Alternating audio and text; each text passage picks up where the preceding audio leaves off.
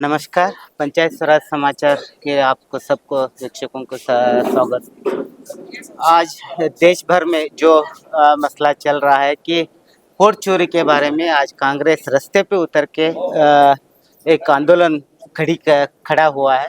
उसके बारे में आज कांग्रेस के प्रधान कार्यदर्शी डॉक्टर अंजलि निंबाळकर खानापुर विधानसभा क्षेत्र में पहली बार एक 11 किलोमीटर के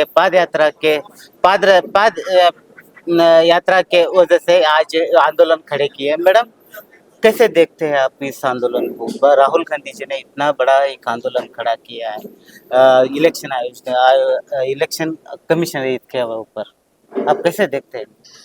पहले तो मैं राहुल जी का इस आपके टीवी के माध्यम से धन्यवाद करना चाहती हूँ, क्योंकि जो जनहित की बात है, जो उनका वोटिंग अधिकार है, जो चुराया जा रहा था, उसके मामले को इतने पूरे देश के लिए इलेक्शन कमीशन ऑफ इंडिया के खिलाफ खड़े होते हुए पूरे 1 घंटे का उन्होंने सविस्तार से एकदम पूरा डिटेल में कैसे आपका वोट चोरी होता है वो दिखाया। और तब से पूरे देश में एक अभियान जैसे चला है कि क्या वोट चोरी सच्ची में हो रही है क्या।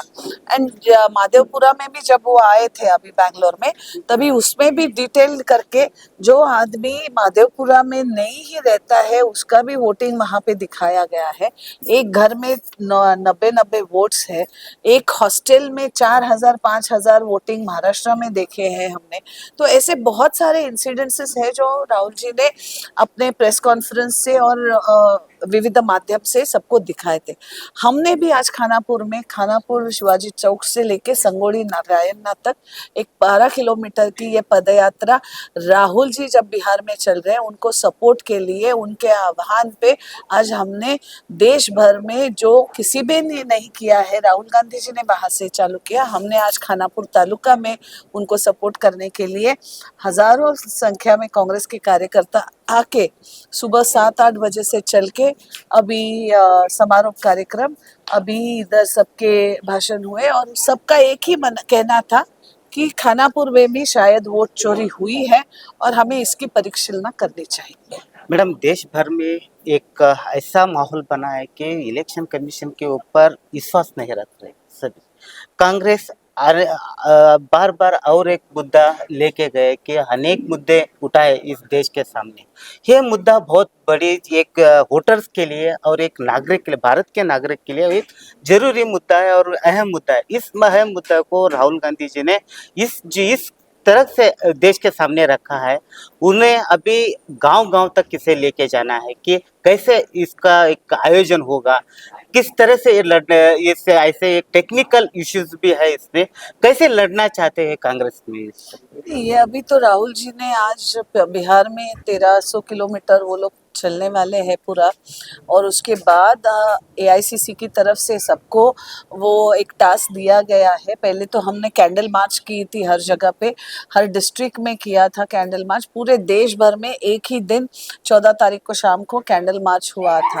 और उसके बाद अभी अगले महीने डोर टू डोर कैंपेन्स चालू होंगे, जो हर कांग्रेस कार्यकर्ता बूथ लेवल एजेंट हो या उस कमेटी का हो या उस गांव का जो कांग्रेस कार्यकर्ता है, वो हर घर घर जाके वो वोटर लिस्ट चेक करेगा और उसमें आपका नाम है कि नहीं, और है तो आप जीवित है कि नहीं।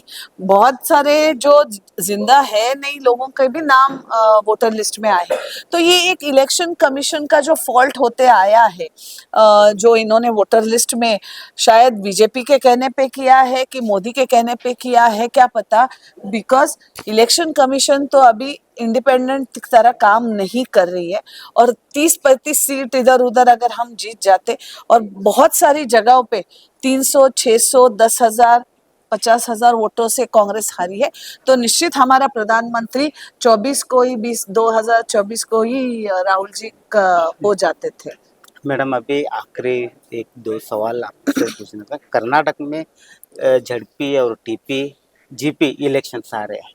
यहाँ सभी वोटर्स को अभी ये जो भी आपने मुद्दा जो उठाया है, जो हो रहा है हकीकत में सब लोगों में एक आशंका है कि हमारा अभी इलेक्शन फेवर में कैसा होगा, अब पक्षपात के इलेक्शन कैसे हम लोग वोट डाल सकते हैं। ऐसे हर एक वोटर्स को अभी एक डर लगने लग रहा है। ऐसा विश्वास कैसा आपको इसके इसीलिए हर बीएलए ने, हर कांग्रेस कार्यकर्ता ने घर जाके वो वोटर लिस्ट चेक करनी चाहिए। पहले तो बीएलए जो अंदर रहता है वो सतर्क रहना चाहिए। ये अभी ऑर्गेनाइजेशन का टास्क है बहुत बड़ा। ये हर कॉन्स्टिट्यूएंसी में, हर ग्राम पंचायती में, हर जेडपी लेवल पे चेकिंग होनी चाहिए। और मुझे लगता है हमारे जो प्रेसिडेंट है डीके शिव कुमार जी, वो एक एक निदर्शन अभी हम सभी को देते आएंगे, ब्लॉक प्रेसिडेंट को हो या डिस्ट्रिक्ट कांग्रेस प्रेसिडेंट को भी हो। और मुझे लगता है ये एक ट्रायल भी होगा कि जेडपी इलेक्शन से और ग्राम पंचायती इलेक्शन से हम वो क्रॉस चेक कर पाएंगे कि कहाँ कहाँ फॉल्ट्स हुए हैं।